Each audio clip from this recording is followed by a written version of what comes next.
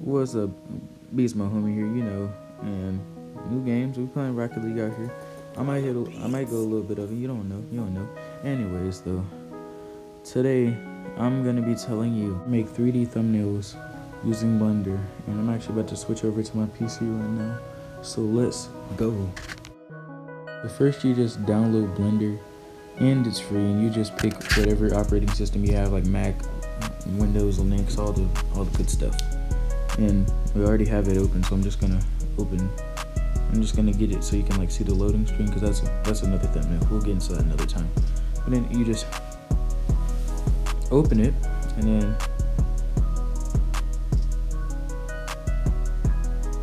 then this is the opening screen, and you'll be presented with this little cube.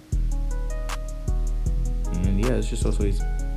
And if you ever need some thumbnails and know the models or whatever, this link will be in the description, and it has everything that you might ever need for this. So then you need to go to File, Open, choose the skin you want to open. For this example, I will use the Poised Playmaker. Now after your model loads in, you'll be presented with the texture, and you'll be like, what are all these little dots? And those are actually the nodes that you can use to edit so-called model. And in this specific example, I'll be wanting to use a weapon, and also there are weapons in the pack, so you can also download those. And don't open it. That's how you get it back. It's gonna restart the whole thing. So you just go to weapons, you just go to append, and then you just pick the weapon you want. For this example, I'll just use the pistol, because why not?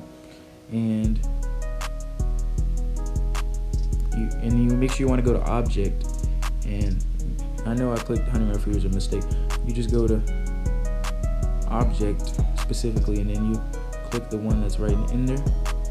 And yeah, after you resize the pistol and get it to how you want it, then you use the move tool to move it around, and so you can just position it to how you need it to be. So in this specific model, I'm gonna have it kind of tilted, so you go over to the rotate tool and just give it a little slight tilt, and then go back to the move tool and move it up and do whatever you need to it.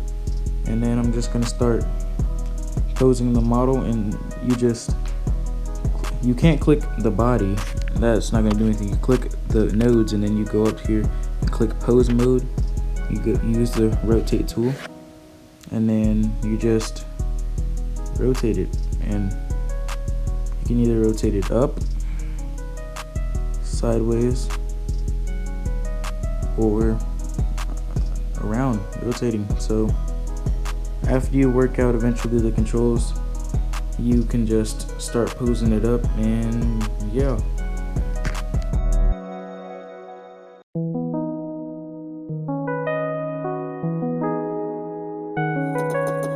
Beats.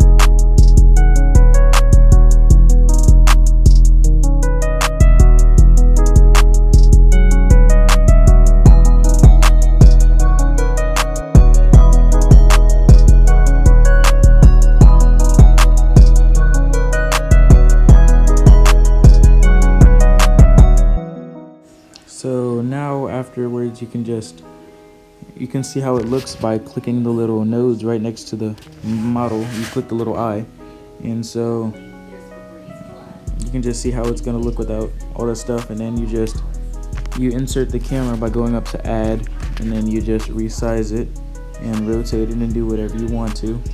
And then me personally, I like my cameras to the front or to the side, and so you use the move tool to pick the camera up, and you click this little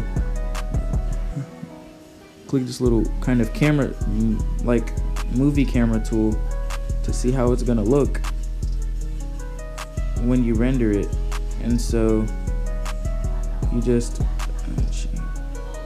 change it until it looks about good, and that looks about good for this specific example. And then when you go over to the shading, that's how it's actually gonna look once it renders.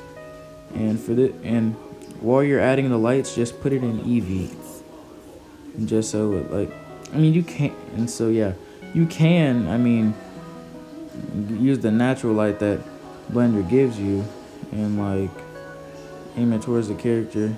I mean, that's what I used to do, but I ended up finding it unsuccessful to get all those good textures and stuff. So I like using HDRIs, and this process is gonna seem really slow, really hard, so just bear with.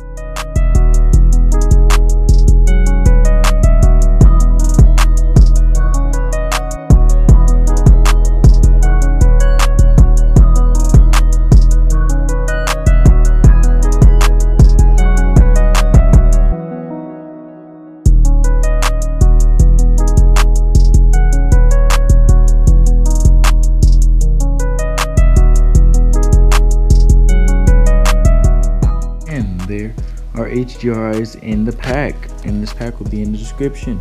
So then you just pick one. It's gonna look weird until you choose it, and then you go to this little rendering camera thingy,